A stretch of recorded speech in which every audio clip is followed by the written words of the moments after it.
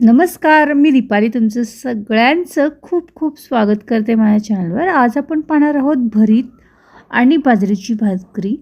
खूप सोपी आहे आणि माझ्या पद्धतीने मी आज तुम्हाला भरिताची रेसिपी शेअर करते माझी आई अशीच करते आणि हे वांग्याचं भरीत आहे आणि अशाच पद्धतीने तुम्ही भोपळ्याचंसुद्धा भरीत बनवू शकता. खायला खूप स्वादिष्ट लागतं.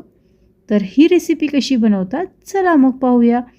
एकदम सोपी आहे आणि झटपट तुम्ही अर्ध्या तासामध्ये हे लंच तयार करू शकता. तर इथे माझ्याकडे पनीरची भाजी होती आणि बाजरीच्या भाकरीबरोबर पनीरची भाजी पण मस्त लागते. इथे मी 4 मीडियम आकाराची वांगी घेतलेले आहेत आणि तिला मी अशा पद्धतीने बारीक कापते. भरीत करताना आपल्याला मोठीच वांगी लागतात अशातला भाग नाही. अशा पद्धतीने तुम्ही बारीक वांग्याचा सुद्धा इथं वापर करून त्याची बारीक काप